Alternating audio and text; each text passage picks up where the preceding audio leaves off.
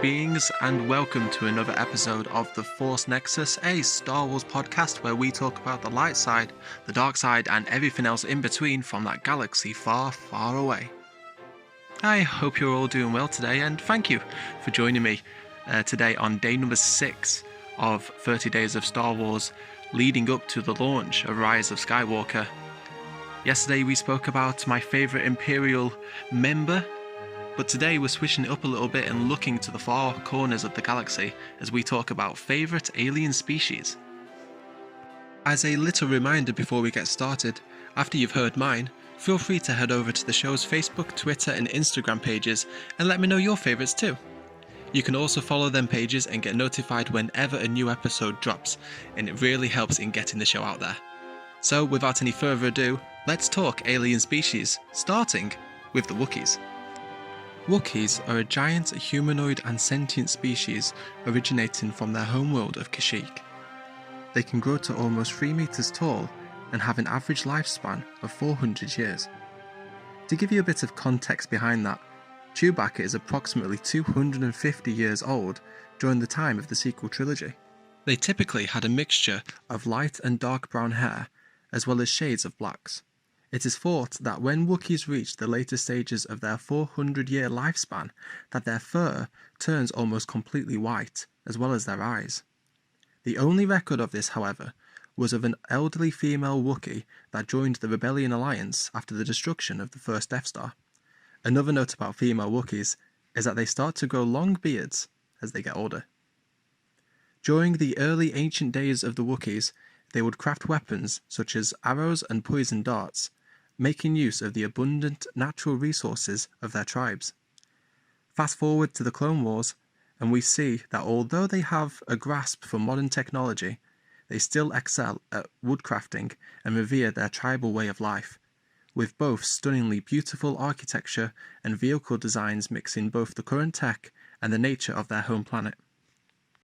The Wookiees were incredibly loyal allies of the Galactic Republic, with their most notable battle taking place very shortly before the end of the Clone Wars, when the Separatists invaded Kashyyyk. Led by Chieftain Tarful, these ferocious warriors went toe-to-toe with the mass-produced waves of droids.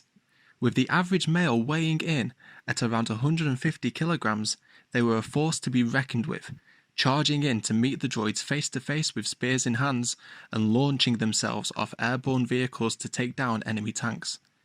They were also known to be sore losers and were prone to ripping arms out of sockets when they were angry. Unfortunately, the end of the Clone Wars put the Wookiees in the worst situation their race would ever face. The powering down of the droid army meant the invasion was over, but along with Order 66, it also marked the beginning of the Empire. Now in their control, the newly formed galactic government would ruthlessly strip the planet of their illustrious resources and forcibly remove the Wookiee population to be sent off as slaves to work on numerous Imperial construction projects.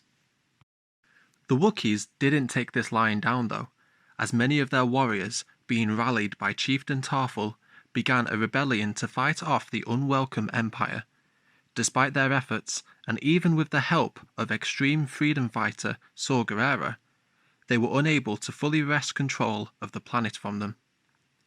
To keep the Wookiees in check and obedient to the Empire, they would sow fear into the species by implanting them with inhibitor chips that inflicted tremendous amounts of pain and also threatened the safety of women and children amongst disobedient tribes.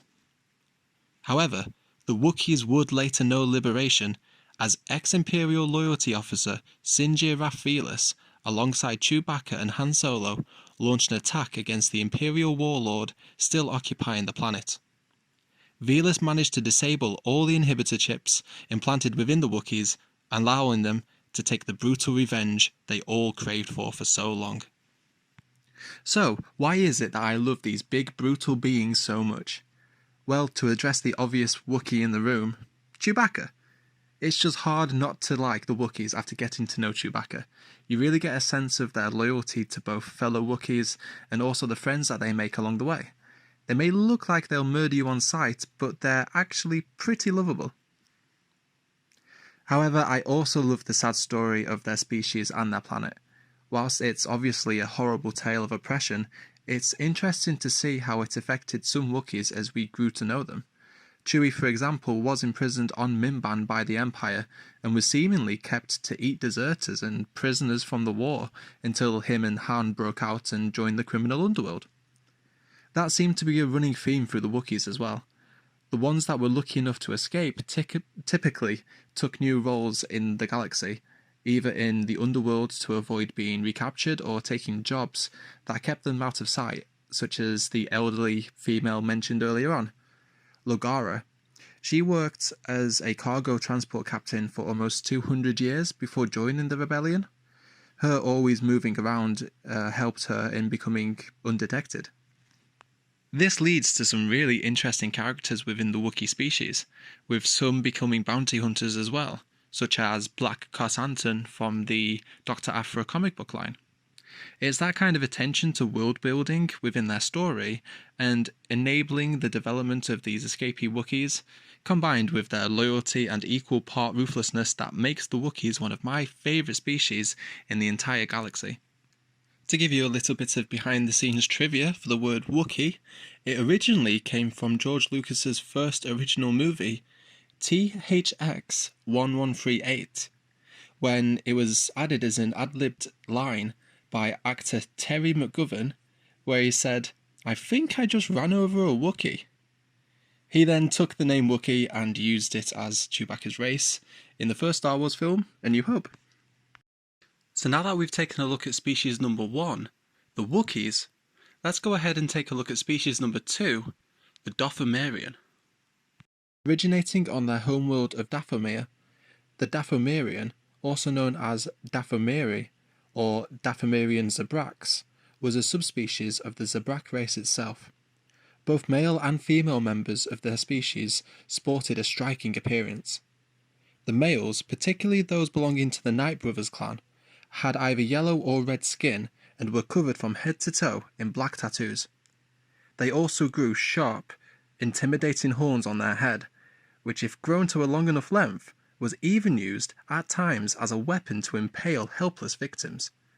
The females, particularly those belonging to the Night Sisters clan, had very pale white skin in comparison, as well as sporting tattoos, albeit not as striking as those found on the males. Those known as the Night Sisters, the witches of Dathomir that wielded and practiced ancient dark magics, were seen as the dominant force and culture on Dathomir, using the males to mate and training them into fierce warriors, the Night Brothers. Mother Talzin, the spiritual guide for her people, also gave birth to 2 Night Brothers of great importance, Savage Opress and the Sith assassin himself, Maul. During a point in Maul's youth, Darth Sidious embarked on a trip to Dathomir and promised to train Talzin as his own Sith apprentice.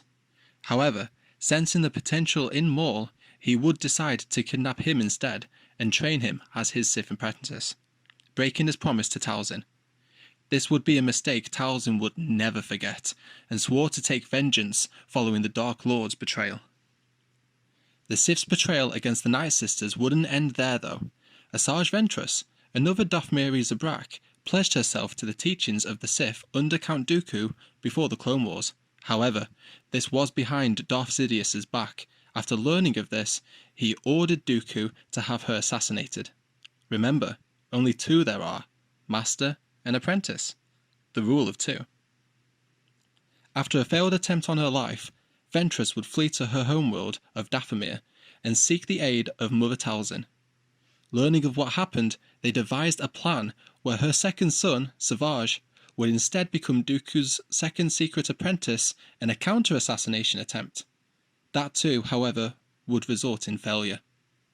Sidious deemed this as the final insult to the Sith, and he, along with Dooku, ordered General Grievous to wipe out the population on Dathomir. Only Ventress and Talzin were known to have survived, whilst Maul and Savage were off-world.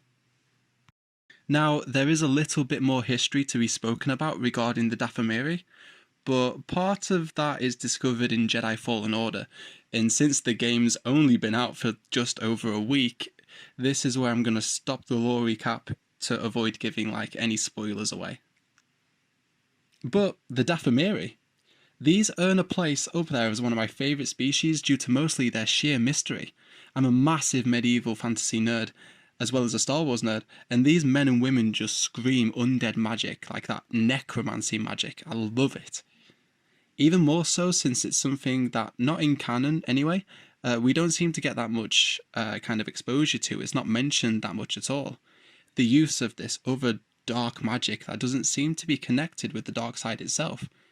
The reason Sidious wanted to train Talzin in the first place was seemingly because he wanted to learn and entwine that kind of magic with the power of the dark side anyway. So that tells me that not even Sidious knows everything about this power. It really makes me question how far back the species goes in the galactic timeline, and I'd love to see that explored a lot more. It's not often we get a deep, intimate look into the ways of the dark side, or the more evil, twisted corners of the galaxy, but all the stories from the point of view of this species really started to go down that rabbit hole, and I really hope they go further. And for your little snippet of trivia regarding the Dathomiri, let's talk about Savage Oppress. Not only is it the most on-the-nose name in terms of the dark side, I mean his name literally spells savage oppress, portraying savage oppression for maker's sake, but he's also voiced by Clancy Brown, who you might know as Mr. Krabs himself. Money, money, money, money, money. So there we have it, day 6 of 30 Days of Star Wars, talking about 2 of the most interesting species, to me anyway, in the galaxy. Thank you so much for listening to today's episode. If you're yet to catch the last episodes where I talk about my favourite character as a whole, as well as favourite Jedi, Sith, member of the Rebellion and Empire, then you can find all of them on the podcast stream on Spotify, Anchor, Breaker and Radio Public, simply by searching for The Force Nexus, a Star Wars podcast. Or you can also find a playlist on YouTube where all of these episodes have been added. Just search the name as well on YouTube, The Force Nexus, a Star Wars podcast. Also, don't forget to let me know your favourites on Facebook, Twitter and Instagram at The Force Nexus. Following the show on there really does go a long way in helping it reach more ears. Also, I do hope you can join me tomorrow on day 7, where we'll be wrapping up the favourite character kind of segment of this list and talking about my favourite scoundrel. But until next time, you luminous beings, thank you so much again for tuning in, and may the Force be with you all.